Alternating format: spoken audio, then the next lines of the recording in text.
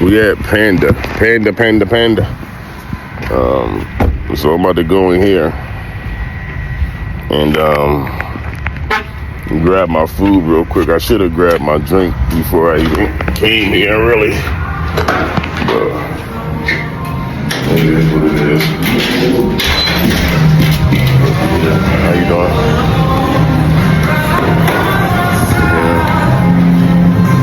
I got the different options.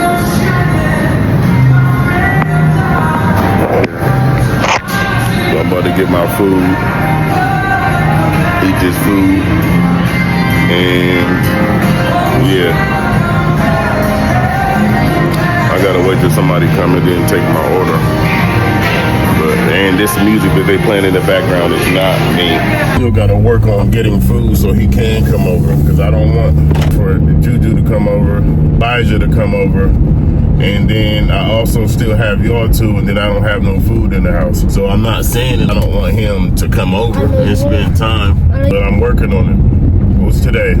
Today is Tuesday, so I got Wednesday, Thursday. I got 2 days really, because Friday don't count. But I got like 2 days, possibly 3 days to get some money and things together so I can get some food, so that way he can come over, because I know he want to come over this weekend. That's because he enjoy being over here, bro, and he need us and we need him right now. Y'all always gonna argue. But even when we get into fights, I still need him. It's a difference between getting into a fight and argument, and it's also a difference between y'all being rude and saying mean stuff to each other just to hurt each other's feelings. That's what y'all be doing, and it's all of y'all. But I can't tell you exactly, but we do have some good information last night and this morning. You almost posted Season 1 and Season 2 of The Pain Behind the Progress is on YouTube now. It is out now. Season 1, Season 1, Episode 1, Episode 2. What did you just fart, bro? What is that? Did you fart on camera? No. It came from the front. No, there ain't no fart come from up here, bro. Come over, but I asked you. I told you we're gonna figure it out now. Well, I just got back home, about to eat my food. There's a lot of stuff here, I don't know if y'all can tell. I try to be organized as possible. I'm a very visionary person, so I try to write down everything. I don't know if y'all can really see it. I even got some Bible verses to study. I'll talk about food, how much certain bills is and when it's due. They need to be updated. I talk about the vehicle issues that I had, my workout plans, my recovery issues that I was having in that. So I try to document much as possible. What? Well, guys, if my dad let us, it's going to be me and my brother first time making a YouTube video. What is he doing? He's supposed to be getting the dog. Let's see. It look like that he ain't doing it. All right. You look like you having trouble out here. Of course he's moving because he's bad. So that's, oh man. So, well, ladies and gentlemen, I'm about to eat my food and I will be seeing y'all later. So today the agenda is, I'm happy that I finally got up. I really didn't want time, to be honest. And then Smoke did call me too. So when he called, it gave me a little bit more encouragement to be able to get up. Oh, you know what I mean? But I don't know, man. I'm emotional, man. By so many different things. It ain't just one thing, and I don't want to make it look like it's an excuse to be in an emotional state where you're not maintaining yourself mentally. But I feel like that it can get there as well because, of course, it's your health, it's your head, it's your brain, it's your thoughts, it's a mental thing. I I don't know how I'm truly trying to capture this and how I really want to capture this because there's so much and I'm trying to capture a bunch of different things and put it into one. I'm trying to get behind the scenes of the process of the pain that I may be going through. And sometimes it's not always chronic pain. It can be mentally pain, spiritually pain. And it gets very tricky mentally, physically, and spiritually. And then on top of that, I'm supposed to be making my content videos. So by me making my content videos and then putting on that mask, I'm not going through nothing. I'm just being positive. I never wanted to portray that type of individual. Now that is really good. So I can't really see my meal right now. Thank you for this food that's in front of me, and please bless the people that's not able to eat today. And I hope and pray that they're able to get something to eat, find shelter, find a miracle, somebody come and bless them. Thank you, God. Now, the broccoli, it's a little bland. It don't feel like there's no type of, over the camera at. This the lens? Y'all can't even see none of that. It look like I'm always ashy, man. No matter how much oil. And look at this hairdo. You know what? Look, I'm not here to impress you. I'm not here to look perfect on camera. Not saying that you shouldn't look presentable, but there's a lot of stuff going on. And if you want to be honest, I would have to put myself on blast, but I can't even afford a haircut. I can't afford to get my hair braided. I can't afford to get this cut directly now. Not saying that I won't ever be able to do it just in this position. And I hate it because I came from insecurities. I've been struggling my whole life. Single mom, raising 3 kids. We struggled a lot. We lived without no hot water. Had to wash up in the sink. We had to heat up some of our water in the microwave to try to heat it up and heat it up. We didn't have no gas, no heat, and I did have an amazing mother. And I do believe that she tried her best. She sacrificed, but we were still missing that element of that father piece. And I think that's what's really important. I think having that elegance of having a man and a woman in the home is very important. And I'm kind of everywhere with it because it's like I want to get into my first child an issue. But when it comes to my first child, Elijah, and me dealing with his mother, Jessica, I don't want to sit here and just try to blame things on everybody else. I don't think our whole relationship was bad. I think we had a lot of good, but it started with lies. I was definitely an insecure man. I wasn't an emotional, intelligent man, even though I had the desire to be, I had the potential to be an emotional, intelligent man. But I wasn't that back then when I was young in my 20s, 21, somewhere around there. And I was definitely verbally abusive. Mean words, yelling, screaming, calling her names. And that was an insecure man. I'm not here to give excuses, but it was also childhood trauma that I was bringing into that relationship. It was also insecurities, addictions, and everything else that I was bringing into that relationship on my part. Did she do some things wrong? 100%. But if it was up to me, I would take the blame as a man because I feel like that I lost my first family. And if I didn't lose my first family, then I wouldn't have the 2 beautiful children that I have now, even though I'm not with their mother either. Now, we can sit here and, well, you ain't with your kid's mother. You go on because it's you. You can be like, well, Ricky, you're the problem. I do believe that I played a part in it. Do I believe that I'm the full problem of the reason why we're not together? No. You know what I'm saying? But I know that I'm everywhere right now because I want to get into that conversation. Really don't know how yet to fully get into that conversation. It's crazy. This look like alfalfa. So crazy because Smoke today on the phone, he see me on FaceTime. He tried to say I look like somebody from the Rugrats. I know he didn't call me Sophie. Something. I can't remember. But if y'all know, y'all can put it in the comments. I know people going on crack jokes about my life story, how I look, my appearance. I know people are going to be very judgmental of what I say, what I do, of my stories that I may tell. I know people are going to be very judgmental on how they perceive things. People are going to maybe want to dig up stories, dig up this and do this eventually as this progress. And I'm not afraid of the truth. Sometimes it hurts. Sometimes it's hard to be able to actually accept that truth. But I just think it's very important for us to do that. I know I've been a whole 9-minute rant, but it's just important that we evaluate our life and evaluate our situations. You know what I'm saying? Because everybody's life is different. Everybody has a different journey. Everybody go through different experiences in life. But I know that sometimes if we were to put our life out there, I think it could benefit and help other people. And plus, I want to be able to show my progress from now, even though the progress really started years ago. But we're going to start now, 2025. We did have some content that was already shot in 2024 on the phone.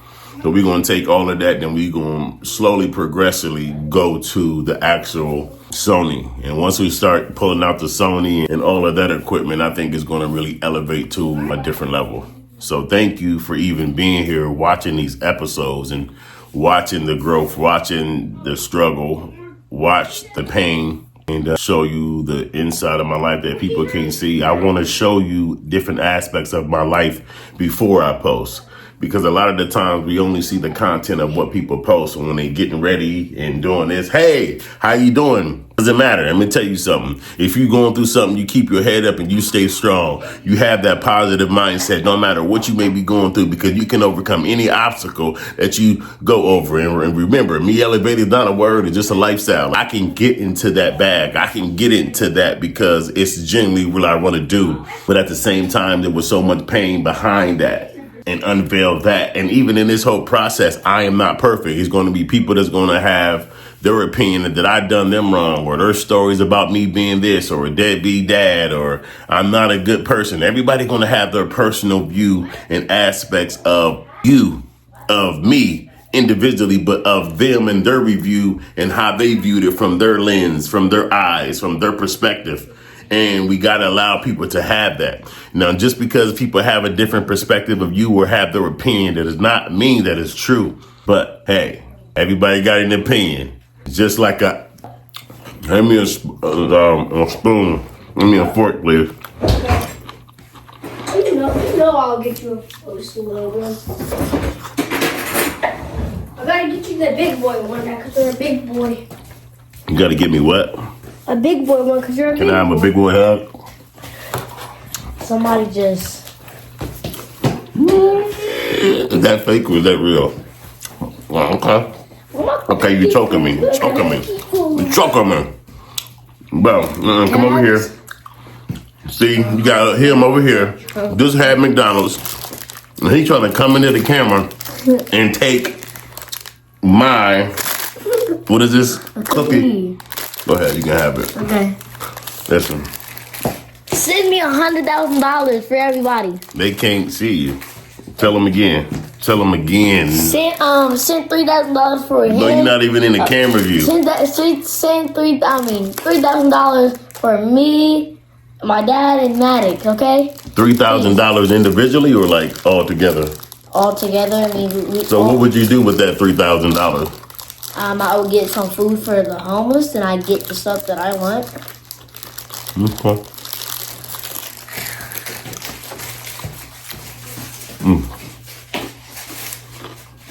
It's good. It's good now. You know what I'm saying? Look. We got this. You got this. We can do it. You can do it. You don't got no choices but to do it. You feel me? Now, I'm turning this camera a little bit over, you know what I'm saying? Like that. And we out of here. So, still doing some spring cleaning. Try to explain to them about the bathroom. It's way different, too, as well, when you clean, because it's almost like mentally, physically, spiritually cleaning as well. So, it's always good to be able to clean. And that's what I'm trying to explain to the boys, because their room looks absolutely horrible. Now, see how he blaming everybody else besides taking accountability, because it was both of y'all's room. It ain't just him. You feel me? It's a constant thing to clean, because clean can help you with depression as well, because a lot of the time some people that are depressed, they may not even clean or do different type of activities or events, and I'm explaining to you that it is important to clean mentally, physically, spiritually. It helps. Now, we're gonna have to work on this weight because this is ridiculous. This, come on y'all, look at this. Let me take this off, see if that make a difference. Now when I take that off, it kind of feel my pain a little bit more. Let's see, look at that. This is ridiculous, bro. I refuse. So, feel a little bit better than I did this morning. This morning I didn't want to do nothing. The whole energy to even do or desire to do anything was just gone. So got some food, got up, got out the house, got a little bit of light on my skin. Can't say sun because the sun ain't out because it's obviously snowing. But I still feel the same way. So many different emotions, but even through my emotions, I know that I can't allow myself to sit and be comfortable in that barrier, be comfortable in that obstacle, be comfortable in that depression. You know, it's challenging mentally, physically, spiritually. And the reason why I'm saying this because this is a whole thing every day, a daily battle. And this is something that every individual on the earth may face or go through. You know what I'm saying? So I think that it's very important for us to be observant in our life. Observe the things that we may go through, face, because it's very important through our journey in healing. It's very important in our journey through our experiences. So today's agenda, I still got to finish, not really rewriting the book, just reframing stuff, adding things, taking stuff out that I don't think that should be in there or should be reworded, or some errors that was made as well. And I haven't worked on it yesterday because the last 2 days I ain't been going to sleep till 4 in the morning working on that book. It is some things that need to be changed. So we are on chapter 11 and we got 9 more chapters to do. And in them 9 chapters, I can't wait to actually take it back to Amazon and upload it. So that way it can be the new version and we can get the books and start actually promoting the book, because I am going to show the pain, because all pain is not always chronic.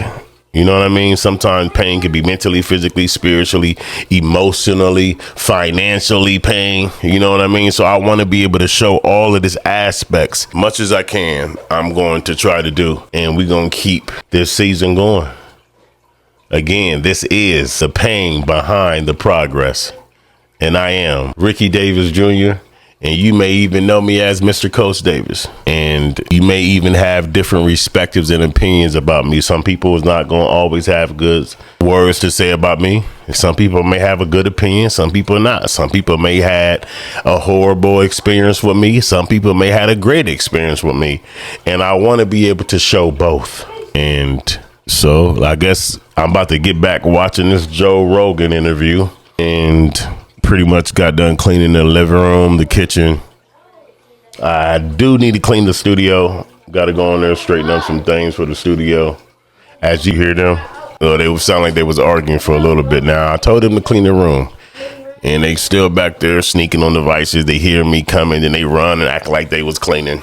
Things that we used to do. But we're going to keep it going. Hello, my name is Ricky Davis Jr., and I'm here to advocate for a better Ohio, one that works for its people and values both residents and the workers who serve them. Programs like Ohio Job and Family Services are essential, but too often they fail the very people who are in need of them the most due to insufficiencies, canceled services, and lack of support from caseworkers or workers, individuals in some of these departments.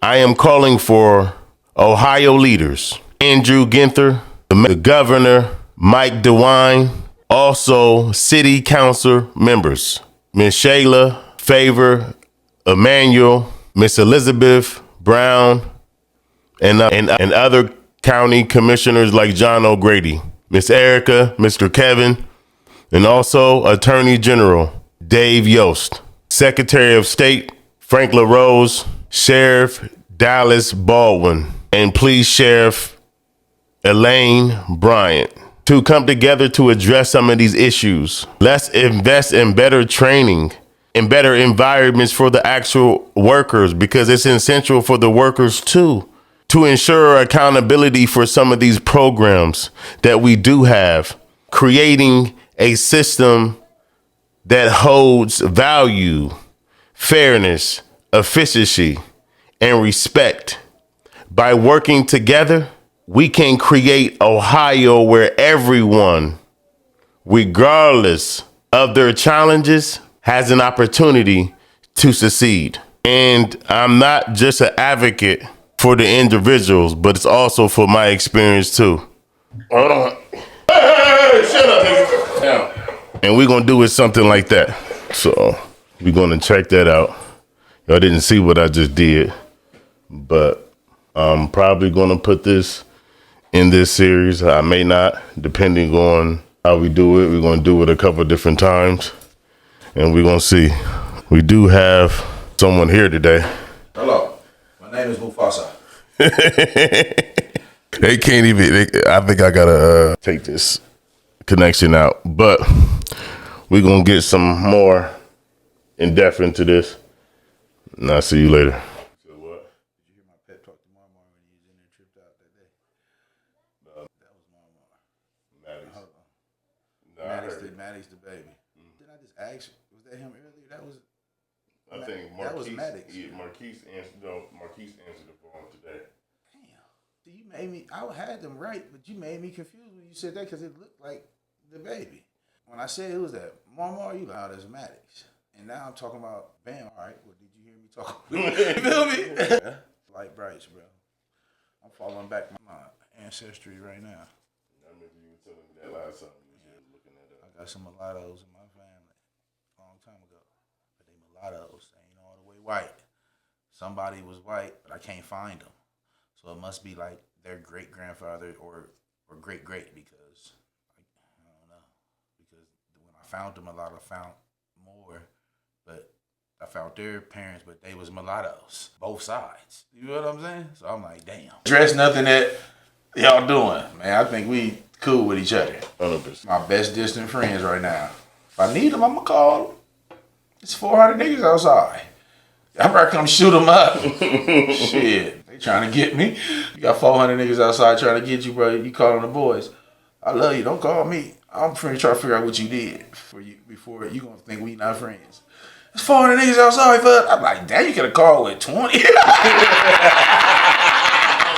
better get a more accurate number before I be on my way, bro. It sound like a lose. You called me to kill me, nigga, I'm gonna get on you. You trying to get me killed, nigga? You inside, nigga. I would be outside if I pulled up. Call the nigga with the bombs. I gotta call that nigga because 400 niggas, what you gonna do?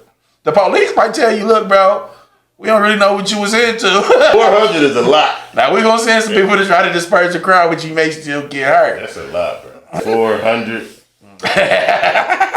Who was mad at you? And please don't say they got Tubi with them. That's even worse. Bro. Yeah. You gotta call the army. Police like, if 400 niggas, oh, you gotta call the army. It's gonna take a couple days. Now they gonna send them people. They don't have to, though. They gonna send them folks. That's too many. I can't even imagine. I wouldn't even want They to. might send a helicopter first. Let's go check it out. Send a drone over this motherfucker. They definitely sending that. Oh, man, this nigga wasn't lying. they just gonna fly that bitch, get all people's faces we think we can know. They going to jail like the motherfucking insurrection. It'll be bad. Definitely depending on the area where because you're coming in something. They ain't walking. That motherfucker got me smacking my lips. That I motherfucker was telling them earlier, and he tried to call me somebody from the Rugrats. And I'm like, so what was it? I can't even remember. Motherfucking Angelica, nigga. Angelica. Angelica's doll, Cynthia doll. Don't disrespect me like that. Oh my goodness, man. We're gonna have to look her up. I might look her up and put her on the camera. Then we rolling? And see. Yeah. It's just raw footage. I'm gonna be chopping up different pieces behind the scene of the new season and series that I'm starting. But I am happy that you did slide over though. Does anybody do what you just did already on your script? On what script? Right here. This script that you have. I read. Well, I literally just made that 30 seconds ago, and then you knocked on the door. Does anybody do that? That you love? Probably. Who? I just asked you that you love. I don't know nobody personally, but it just Personally, something have you heard apart of a nigga? because Ohio Job and Family Services pretty much, my insurance got cut. So now my doctors is calling me, telling me they cancel my appointments because I don't have any insurance. Now I can't go get my medication. They can't cancel your appointment because you don't have no insurance. Well, yes they can. No, they can't. But my MRIs, all of that is getting canceled. And I've been waiting on them indefinitely because it's for some of the, even my nerve test that they got to do, stick the needles in my arm. With you having yourself, if you can self-pay the shit, so why would they cancel it? They just called you and cancel without saying, you know what I'm saying? Well, one of the, pretty much. One of them, they just got it on hold until I worked some stuff out. Already been contacted Ohio Job and Family Services. I done contacted the commissioner's office.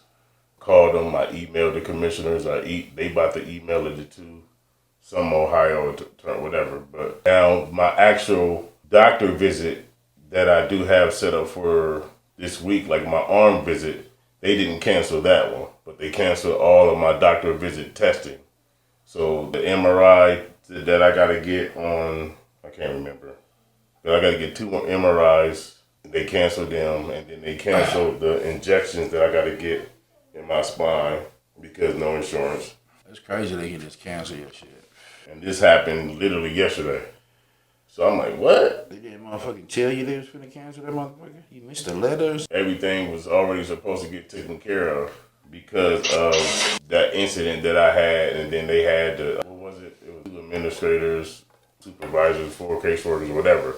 So they had to refile and do all of that. They used my kids' social security numbers. I didn't like that. But it's crazy. It's a long story. But the ones that refiled everything because they had totally messed up.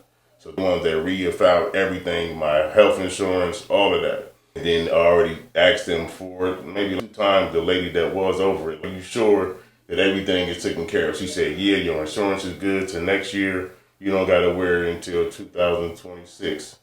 Because we already did that, because I already been signed and filed for that. And then, of course, they said that they will give me assistance, but my assistance will stop on March of 2025. So I'm like, cool. You know what I'm saying? I know that I got until at least March. You know what I mean? So that way I can still figure some stuff out, blah, blah, blah, blah, blah, blah. Why March? But, so. What the fuck? These folks is crazy. But I think that's another reason for this. Now, of course, I just did this, but it got to be a better system and better, because I ain't the only one going through this. How many people that's going through this that ain't even trying to fight or wouldn't even dare to fight? And that's why it's cool, but I really wish I would have recorded a lot of this process more, the conversations on the phone with them, because it's way much different. That's proof, that's evidence, because I be asking them, well, I need the recordings. It says it. This phone call is being monitored and recorded. So where are these recordings? Oh, well, we record some and we don't record some of them. What? All right. And then now I was getting my rides. Now I was getting my rides, through CareSource, calling transportation or whatever. But now I can't do that because I don't have insurance, so they don't accept my rides. So even the rides that I get set up or whatever can't go through. But it's just. You can't go to the appointment. I don't think you need the rides. You said what? If you can't go to the appointment, I don't think you need the rides. That too. Damn. Who do you talk to about that, bro? That's the whole point. When you take the ladder, like they said, you got to file an appeal. That's really the first step. And then you do that. And then if you got a real complaint, then you're supposed to go to the commissioner's office and then file a complaint. And then you do that. Then you do them steps. But sometimes people don't even get to the first step. And it's difficult. It ain't just like I'm doing it once. It took me months to even get to the commissioner's office. You know what I mean? But then I had to do research on this. So what the commissioner's office say this time? Well, I emailed them yesterday, and then I left a voicemail yesterday. I haven't heard back from them yet, but I emailed them yesterday. And then I still reapplied just for the benefit, just in case. That way, y'all still made an error, but I'm still going to reapply to try to speed up some process to keep some of these appointments or whatever. But plus, I need insurance for sure. That's crazy behavior they on, bro. My shit's still good. Why they kicking niggas off? They might just start kicking niggas off. And then one thing y'all don't know is this is one of the individuals that was behind the scenes supporting me in different ways through this journey. And I think it's important to have people like this. And of course, it ain't always going to be what you want to hear. Some of the stuff you need to hear. But you definitely got to have people like that in your corner.